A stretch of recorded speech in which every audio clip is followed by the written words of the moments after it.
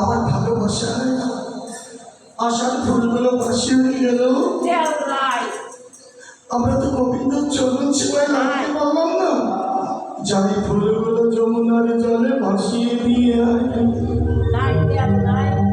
কুঞ্জ তাকে তসনাওয়াজ করে রাধারানী ওই ফুলগুলো যমুনার জলে ভাসিয়ে দিয়ে ওই কুঞ্জের সম্মুখে বসে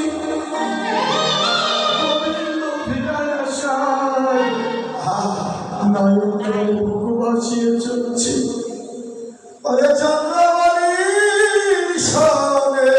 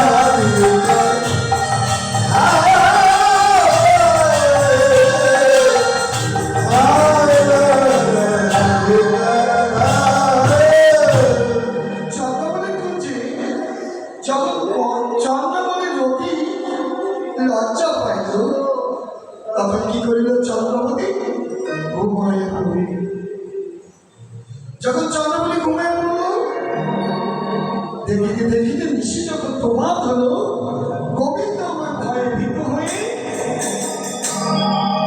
ঢুলু ঢুলু করিতে করিতে রাধার কুঞ্জে রওনা দিল।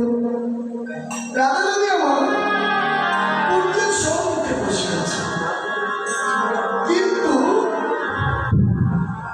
চন্দ্রমণি আমার গোবিন্দকে এমন সেবা দিয়েছে যে তার যে নীল বদনটা, সেই বদন সবটাই পরিবর্তন করে দিয়েছে। তার সারা অঙ্গ চন্দনে চন্দনে আর সিঁদুরে সিঁদুরে গোবিন্দের বদনটা কি যেন পরিবর্তন করে দিয়েছে। ঠিক যেন দূর থেকে দেখে মনে হচ্ছে তারা হরণ করছে। রাত্রি জাগরণ করে যেমন মানুষের অঙ্গটা কিন্তু ধরে ধরে করে, তাই না বললাম? আর তারা বলরা সে তো সদা সর্বদাই ধীরে ধীরে পথ চলত, আমার ভগবানকে স্মরণ করত আর ধীরে ধীরে পথ চলিত। রাধা রানী আমার দূর থেকে দেখছে যে আছে কে, দেখে যেন মনে হচ্ছে দাদা হলো না। তাই ললিতাকে দেখে দেখে বলছে, সখী ওই দেখ দাদা হলো যাচ্ছে, ওনাকে একটু বসার ব্যবস্থা করে দে। এই কথা বলে চন্দ্র,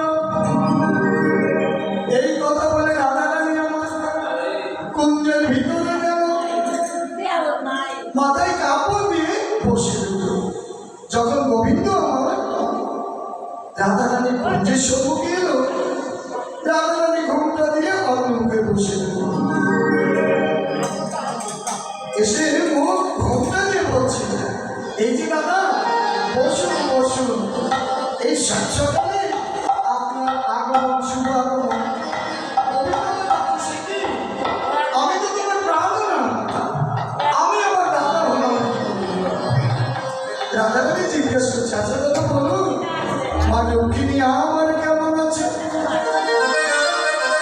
গোবিন্দ বলছে, আমি কি করে বলবো মা লক্ষ্মী? আরে এটা তো আমি দাদা হলো না। যখন বললো দাদা হলো না, রাধা রানী জিজ্ঞেস করলো, তাহলে আপনি কে? বলে আমি হচ্ছি হলদারের ছোট ভাই জগন্নাথ। যেই বলেছে জগন্নাথ, রাধা রানী আমার মনে করে ঘুরে বসে তুমি বুঝি জগন্নাথ? বলছে তাহলে তো ভালো করে বললো, আমাকে কুঞ্জ সাজাতে বলি না, তুমি নিশি প্রভাতে কানে আসলে আমাকে দর্শন দিতে। বেশ বেশ, আমি কিন্তু তোমার জন্য এরকম কুঞ্জ সাজায় বসে রইব, আর তুমি যখন নিশি প্রভাত হবে তখন আসবে তুমি আমায় দর্শন দিতে। রাধা রানী মা করে ঘুরে বসে রইল।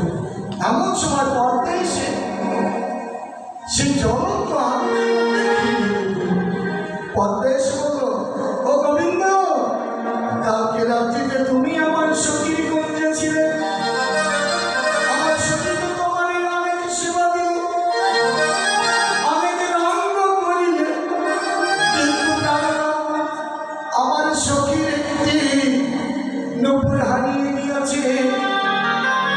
তুমি কি সেই নূপুর এনেছো? এই কথা শুনে রাধা রানীর মান বাড়িয়া গেল।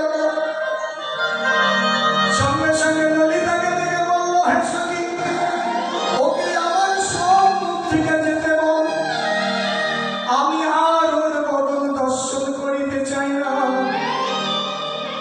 সে যদি এখান থেকে উঠে যায়, ওখানকার মাটি খুঁড়ে ফেলে দিবি, তারপর ওই মাটিতে কবরছানা দিয়ে দিবি।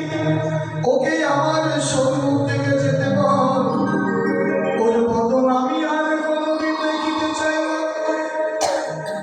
গোবিন্দ আমার তার চূড়াবাসে রাধা রানীর চরণে দিয়ে কেঁদে কেঁদে ধুলায় লুটিয়ে পড়ে বলল, হে রাধে, আমি তো তোমারই ছিলাম, তোমারই আছি, একবার তুমি বদনে ঘুরিয়ে আমায় দেখো। রাধা রানী বলল, আমি তোমার বদন দেখিতে চাই না, তুমি আমার সম্মুখ থেকে এই মুহূর্তে চলে যাও।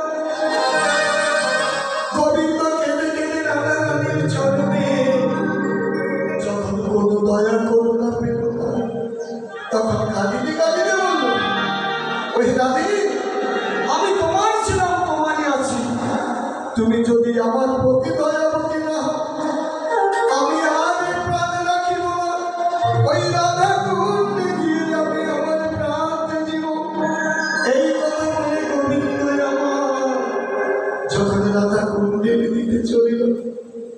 রাধা রানী আমার হা হা করে কেঁদে হা গোবিন্দ প্রাণ গোবিন্দ বলে যখন কাঁদিয়া উঠিল, তখন বৃন্দা এবং সকল সখী বলল, সখী তোকে বলেছিলাম এত মান করিস না, এখন তার জন্য তুই কাঁদছিস কেন? বৃন্দা বলল, ঠিক আছে আমি তোর গোবিন্দকে এনে দিচ্ছি। মনে মনে বৃন্দা এই কথাটা বলল। এই বলে বৃন্দা চলে গেল। গোবিন্দ রাধা কিনে জয় রাধে রাধে বলে ধুলাই গোড়াগড়ি যাচ্ছে। এমন সময় রাধা রানীর নামে জয় ধ্বনি করে থেকে বৃন্দা যাচ্ছে। রাধা নামটি শুনে গোবিন্দ যখন ধুলা দিকে দাঁড়ালেন, দেখেন পাশ দিয়ে বৃন্দা যাচ্ছে। ডাকলেন, ও বৃন্দে। বৃন্দে বললে, গোবিন্দ এটা তুমি কি করলে? আমি একটা শুভ কাজে যাচ্ছি আর তুমি আমাকে পিছন থেকে ডাকলে। বলছে, বৃন্দে একবার তুমি আমাকে ওই রাধার সঙ্গে আমায় সাক্ষাৎ করিয়ে দাও। বলছে, তাই ঠিক আছে, তাহলে তুমি এক কাজ করো, এই বেশি গেলে তো তোমাকে মেনে নিবে না, তুমি তোমার রূপটা পরিবর্তন করো, তুমি মালিনীর সাজ সাজাও। গোবিন্দ তখন আমার কি করিল? যোগমায়াকে আশ্রয় করিয়া তিনি মালিনী সাজবে সেজে হাতে অনেকগুলো ফুলের মালা নিয়ে রাধা রানীর কুণ্ডের সম্মুখ দিয়ে যাচ্ছে আর যাচ্ছে, তোমরা মালা দিবে গো, আমি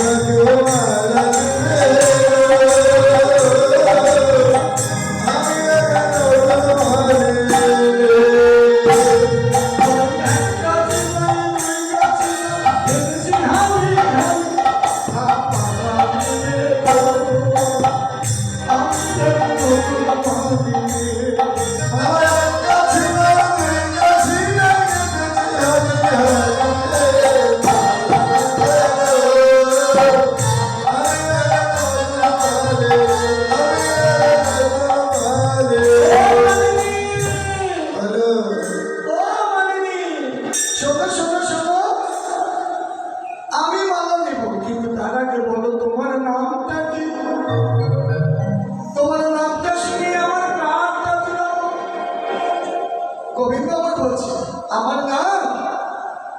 আমার নাম হচ্ছে হরি মালিনী। হরি মালিনী। আবার কেউ কেউ আমাকে কৃষ্ণ মালিনী। জানো আমার গায়ের রংটা তো কালো, তাই কেউ কেউ আমাকে আদর করে কৃষ্ণ মালিনী বলছে। আচ্ছা তোমার ঘর কোথায়? তুমি কোথায় থাকো? বলছে, আমার ঘর যে যখন আমাকে ডাকে, যে যখন আমাকে ডাকে আমি তার ঘরে যাই। তো তুমি আমাকে একটা মালা দাও। বলছে, শোনো আমার এখানে বিভিন্ন দামের মালাই আছে, 100 টাকা, 150 টাকা, 200 টাকা। বলছে, তাই নাকি? মালা তো একই রকম, আবার দামই কম বেশি কেন?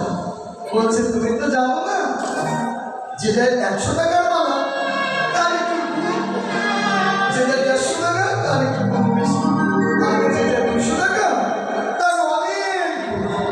বলছে, কিরকম গুণ? বলে, শোনো এই 200 টাকার মালাটা যে নিবে না তার কি হয় জানো? যদি তার প্রাণবধূ যদি তার উপর অভিমান করে চলে যায়, এই মালাটা নিলে সেটা ফিরে আসবে। বলছে, তাই?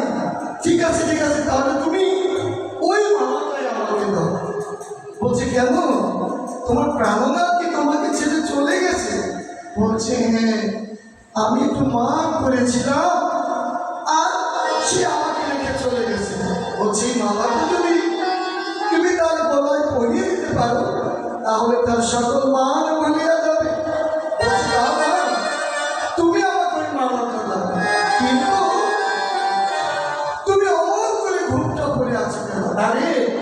তুমিও নারী, আমিও তো নারী। নারী হয়ে কি নারীকে লজ্জা করে? না না, তুমি ঘুমটাটা খোলো। যখন রাধা রানী আমার তার ঘুমটাটা জোর করে খুলে দিল, কিন্তু আমার সফল লুকাতে পেরেছিল, কিন্তু তার নয়ন তার লুকাতে পারেনি। ওই নয়ন দেখে রাধা রানী আমার তার কামনাকে চিনিতে পারল। আর কি হলো? নয়নে নয়নে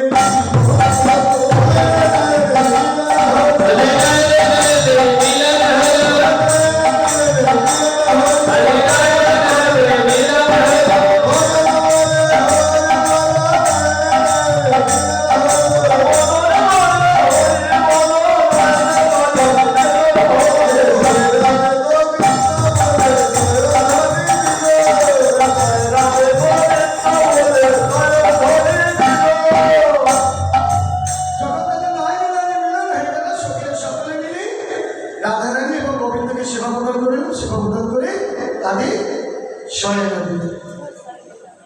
গোবিন্দ জানাবে শয়না দিল। জয় রাধে গোবিন্দ বলে জয় ধরি